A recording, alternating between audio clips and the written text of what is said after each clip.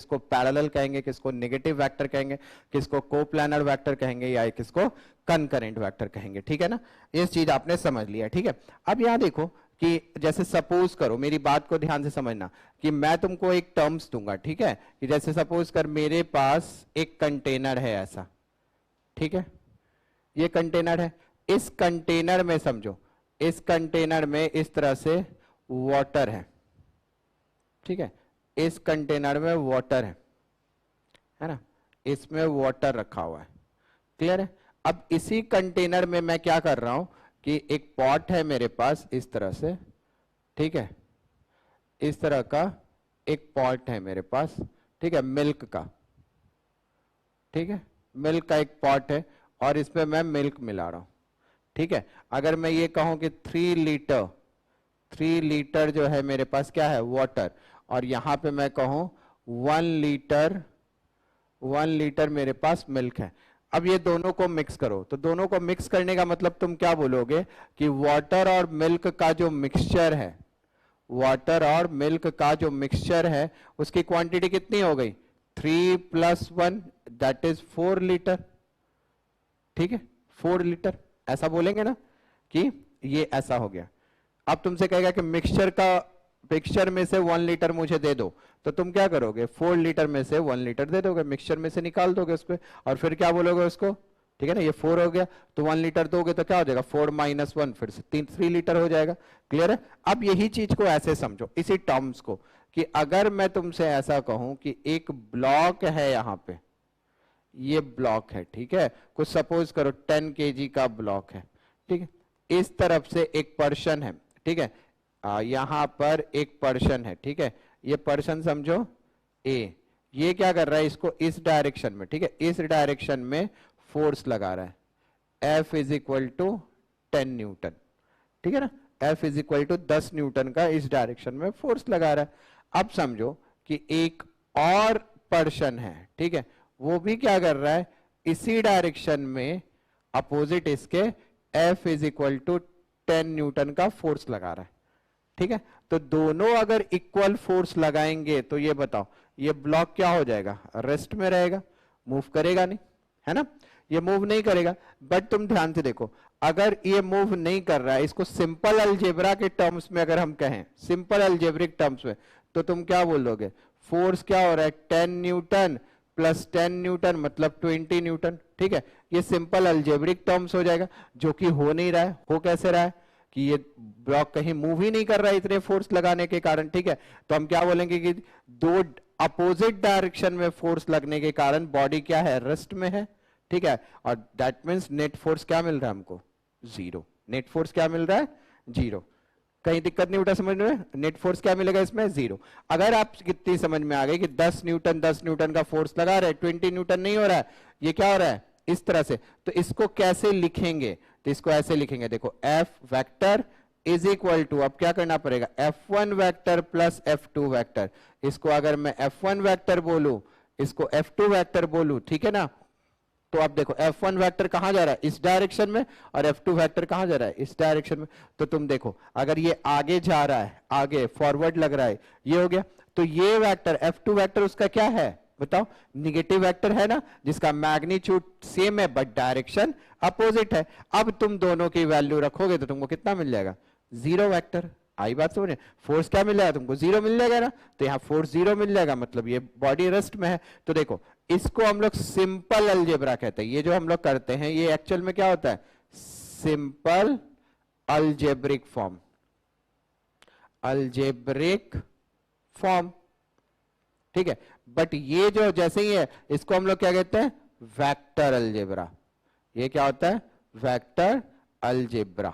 ठीक है, मतलब ये दोनों अलग अलग टर्म्स होते हैं। आया आपको फंडा समझ में, दैट इज द डिफरेंस। ठीक है, कि हम इसको सिंपल एडिशन या सब्ट्रैक्शन नहीं कर सकते, यहां पे हमको वेक्टर का तरीका देखना पड़ता है।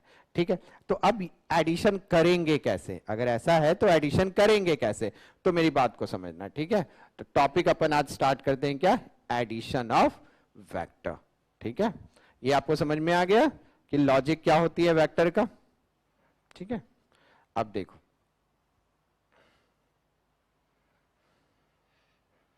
यहां एकदम ध्यान से पॉइंट्स को समझना, ठीक है। हम क्या बात कर रहे हैं, addition of vector, addition of vector, ये है क्या। देखो अब मेरी बात को समझो, ठीक है, कि जैसे सपोज करो एक कोई वेक्टर है तुम्हारे पास इस तरह से, ये एक वेक्टर है ए वेक्टर, ये ऐसा दिया हुआ है, ठीक है ना, क्लियर है। और एक और वेक्टर है मेरे पास, वो है ऐसा, ये इस तरह से, ठीक है, ये वी वेक्टर दिया हुआ है। अब ये दोनों को मुझे ऐड करना है, तो इसको ऐड कैसे करेंगे, ठीक है। देखो इसका तरीका क्या होता है बेटा, कोई भी एक वेक्टर को एज इट इज, ऐसा नहीं चेंज नहीं करोगे, ठीक है, एज इट इज, ठीक है। किसी एक वेक्टर जैसे ये दिया है ना, इसको ऐसे ही फिक्स रखो, ठीक है। या फिर चलो यहां पे समझो, ये वी वेक्टर है, मैं तुमको थोड़ा टर्म्स अलग अलग करके बता रहा हूं। देखो ए वेक्टर है, ए वेक्टर को इसी तरह एज इट इज बना लो, जैसा है ये, ए वेक्टर को ऐसा बना लो, ठीक है। तो ये बताओ ये वेक्टर का क्या हो जाएगा, टेल, और ये वेक्टर का क्या हो जाएगा, हेड, ठीक है ना। तो दूसरे वेक्टर को बिना इसका डायरेक्शन चेंज किए कैसे जा रहा है, ये देखो ऐसा है ना, तो ये भी कैसे जा रहा है आपको, देखो ऐसे ही जा रहा है, ऐसे जा रहा है ना वी वेक्टर, देखो ऐसा है। चलो एकदम सेम बना देते हैं, ठीक है। ये कैसा जा रहा है, देखो ये इस तरफ ऐसे जा रहा है ना बी वेक्टर, देखो ऐसे ही जा रहा है। तो इसके क्या करो, इसके टेल को इसके हेड पे रख दो, ठीक है। आपको समझ में आया कि ये जैसा जा रहा है वैसा ही बनाओ, और इस वेक्टर को उठा के इसके टेल को पहले वेक्टर के हेड पे रख दो, ठीक है। इसको हम बताए थे ना तुमको, इसको हम क्या बोलते हैं, ट्रांसलेशन ऑफ वेक्टर, जहां पर उसका डायरेक्शन मैग्नीट्यूड नहीं चेंज कर सकता, सिर्फ उसको मूव करा सकते हो, ऐसा कर दो। तो अब देखो अब ये दोनों वेक्टर ज्वाइंट हो गया, तो इसका इनिशियल वेक्टर का पोजीशन कौन सा है, ये वाला, और फाइनल पोजीशन कौन सा है, ये वाला। तो इनिशियल से फाइनल ऐसे मीट करा दो, आई बात समझ में बेटा, इनिशियल से फाइनल ऐसे मीट करा दो, ठीक है। तो ये जो होगा इसी को हम क्या बोलेंगे, रिजल्टेंट वेक्टर, और ये किसके बराबर हो जाएगा, vector A plus vector B, ठीक है ना। ये किसके बराबर हो जाएगा, vector A plus vector B. कहीं दिक्कत नहीं आपको समझने में, उसी तरह ध्यान से समझो, देखो ऐसे लिखेंगे ना ए बी, तो ये इनिशियल से फाइनल, तो ये रिजल्टेंट, ठीक है। इसी को हम लोग ट्राइंगल रूल ऑफ एडिशन भी कहते हैं, आई बात समझ में। अब मेरी बात को और समझना, कि जैसे सपोज करो ये जो बी वेक्टर है, ये जो बी वेक्टर है, ठीक है, इसी में मैंने क्या किया, ये जो ए वेक्टर है ना आपका, ए वेक्टर को ऐसे, यही ए वेक्टर ऐसा जा रहा है ना, ये ए वेक्टर को यहां किया, ठीक है। अब देखो इसका, अब इस बार इनिशियल पोजीशन कौन है, ये, फाइनल ये है, तो इसको ऐसे मीट करा दो। तो ये जो वेक्टर होगा वो क्या लिखोगे तुम, पहले क्या हो जाएगा बी, और बाद में क्या हो जाएगा ए, ठीक है। तो देखो यहां भी देखो रिजल्टेंट का डायरेक्शन देखो ऐसा ही है, और इसमें भी देखो रिजल्टेंट का डायरेक्शन ऐसा ही है ना, दोनों का रिजल्टेंट तुमको सेम दिख रहा है ना, सेम डायरेक्शन में, मतलब हम क्या बोलेंगे, vector A plus B is equal to vector B plus A, और इसी को हम लोग क्या कहते हैं, कॉम्यूटेटिव लॉ। इसको कौन सा लॉ कहते हैं, कॉम्यूटेटिव लॉ। आया आपको समझ में, एडिशन कैसे करते हैं वेक्टर का। चलो अब एक चीज और समझो, अगर ये चीज समझ में आया है तो फिर से एक बार 2-3 वेक्टर बनाता हूं, उसको ऐड करना। देखो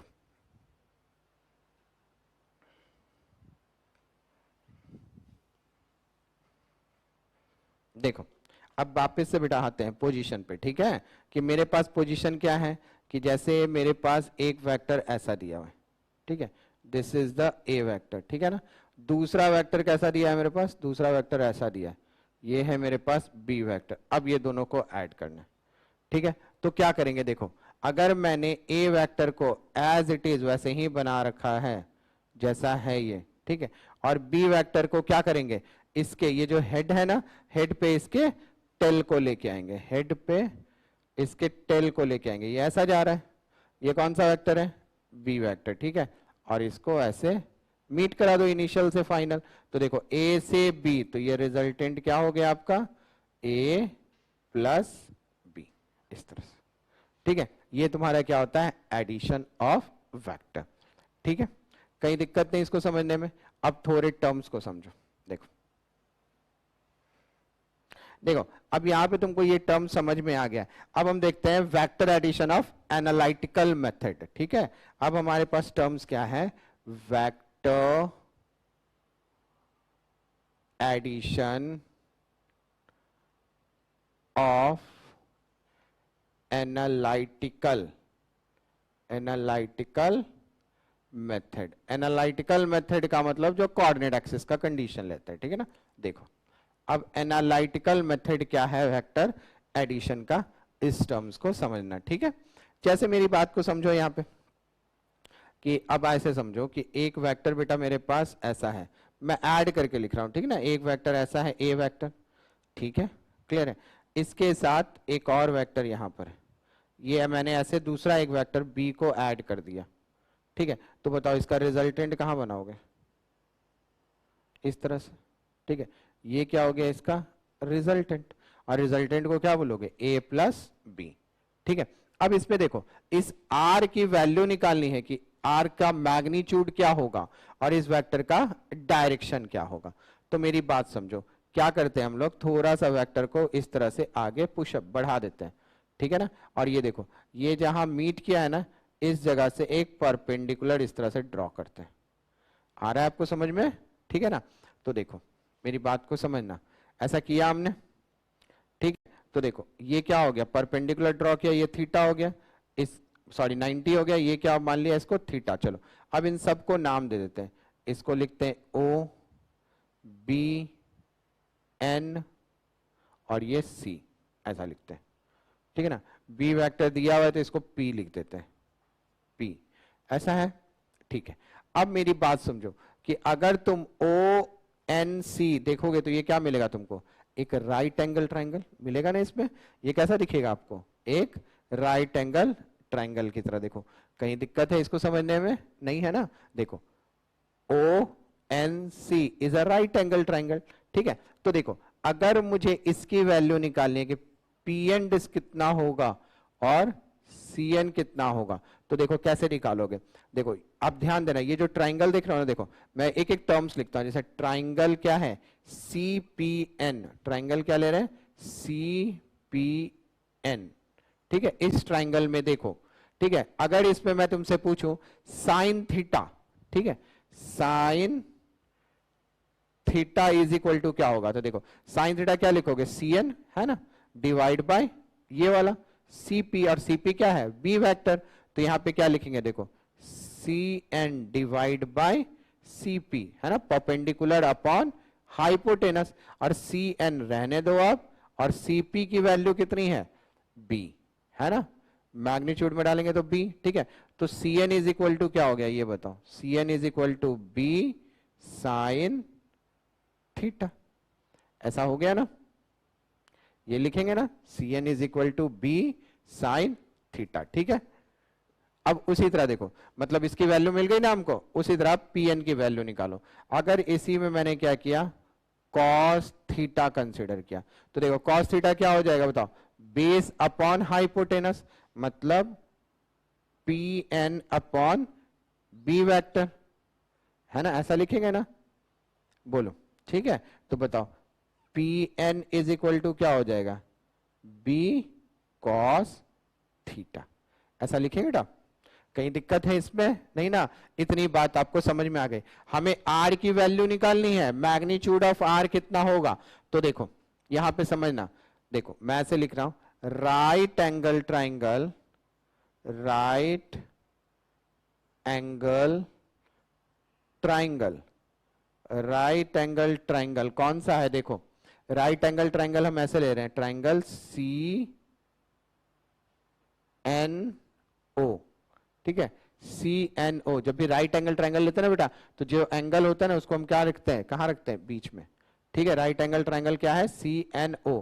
अब इसमें देखो पाइथागोरस यूज करो, क्या लिखोगे, अगर मैं पाइथागोरस थ्योरम यूज करूं तो मैं ऐसे लिखूंगा, आर का स्क्वायर इज इक्वल टू, ठीक है, ओ एन का स्क्वायर, देखो ओ एन का स्क्वायर प्लस क्या लिखूं मैं, सी एन का स्क्वायर, ठीक है।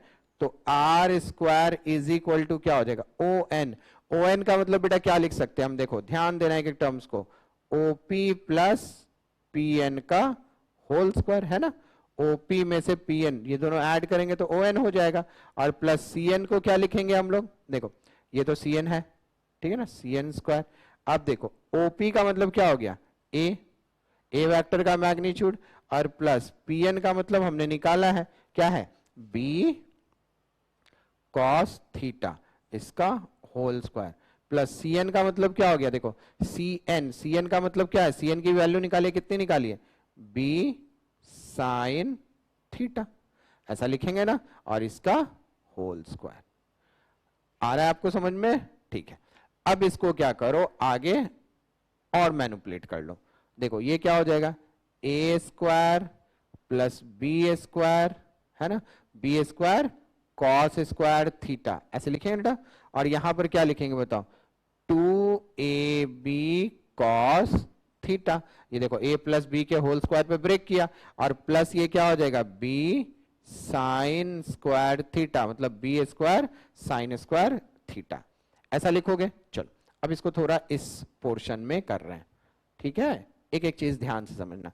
ये आया ना, तो यहां देखो, अब ये R square is equal to, देखो ए स्क्वायर है, अब यहां देखो ये B cos square theta, B sine square theta, इसमें से क्या कर रहे हैं, बी स्क्वायर कॉमन ले लेते हैं, तो क्या हो जाएगा, यहां देखो cos square theta plus sine square theta, ये हो जाएगा ना, cos square theta plus sine square theta, और यहां पे क्या लिखेंगे, 2ab कॉस थीटा, ठीक है।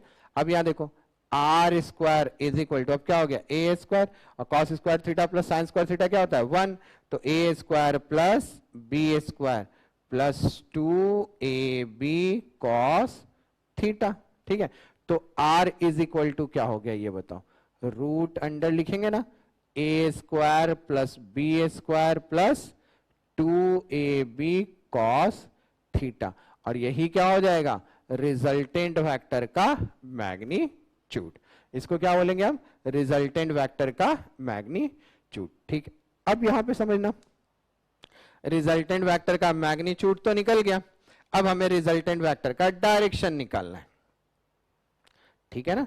डायरेक्शन अगर हमको रिजल्टेंट वेक्टर का निकालना है तो मेरी बात को समझ, देखो आप क्या समझोगे, ये है ना, तो मैंने क्या सिखाया था कि स्लोप निकालते हैं ना, एंटी क्लॉकवाइज डायरेक्शन में लेते हैं हमेशा, तो वही होता है डायरेक्शन। तो इसका देखो, अगर सपोज करो ये इधर से ऐसा रिजल्टेंट के साथ ये एंगल कुछ अल्फा मेट कर रहा है, ये कैसा बन रहा है, अल्फा, दिख रहा है ना आपको, ये एंगल कैसा सपोज कर लिया, अल्फा, ठीक है। तो इसी में देखो ट्राइंगल, ट्राइंगल कौन सा है हमारे पास, CNO, ठीक है, यही राइट एंगल ट्राइंगल में देखो, अगर मैं तुमको ये बोलूं tan alpha is equal to, तो क्या बोलोगे, परपेंडिकुलर अपॉन बेस, तो परपेंडिकुलर क्या है यहां पे देखो CN, और बेस कितना है बेटा ON, तो देखो CN और बेस को हम क्या लिख सकते हैं, OP plus PN, OP plus PN, तो CN की वैल्यू देखो कितना है मेरे पास, CN की वैल्यू हमने निकाली थी ना, क्या थी, B साइन थीटा, और OP देखो OP की वैल्यू क्या है, A वेक्टर प्लस इसकी क्या वैल्यू निकाली थी, B कॉस थीटा, ऐसा था ना, ठीक है। तो ये क्या हो गया हमारे पास tan अल्फा, ठीक है। तो इसमें अगर हमको अल्फा निकालना है तो क्या लिखेंगे, tan इनवर्स, ये क्या है tan इनवर्स, क्या हो जाएगा, b sine theta upon a vector plus b cos theta, ठीक है। ये आएगा हमारे पास क्या, डायरेक्शन, ठीक है ना। एकदम एक एक पॉइंट समझ में आया आपको कि vector addition of analytical method से कैसे ऐड करते हैं वेक्टर को, तो ये क्या हो गया, वेक्टर का मैग्नीट्यूड, ठीक है, रिजल्टेंट वेक्टर का, और ये क्या हो गया, डायरेक्शन। इस तरह से हम लोग क्या करते हैं कि एडिशन करते हैं वेक्टर का with the help of the triangle rule, और एनालिटिकली ऐसे इसको देखते हैं, देखो इसको पैरेललोग्राम से भी निकालते हैं, मगर अभी हम ट्रायंगल मेथड देख रहे हैं तो हम उसी पे कंसंट्रेट करते हैं। कहीं दिक्कत है इतने टर्म्स को समझने में, अच्छे से समझ में आया पूरी चीजें, ठीक है ना, कि क्या क्या करना था आपको, पहले CN और PN वेक्टर निकाल लो, ठीक है, उसके बाद आपको पाइथागोरस यूज करो, आपको मैग्नीट्यूड R का मिल जाएगा, और R जो है कितना मोशन में है, कितना एंगल बना रहा है, तो उसका डायरेक्शन हम यहां से निकाल सकते हैं। क्लियर है ये चीज, चलो अब देखो एडिशन ऑफ वेक्टर आपको मैंने समझाया, ठीक है। अब इसी में देखो जस्ट लाइक सेम चीजें होंगी और उसको हम कहेंगे क्या, सब्ट्रैक्शन ऑफ वेक्टर। देखो कैसे अरेंज करते हैं सब्ट्रैक्शन ऑफ वेक्टर को।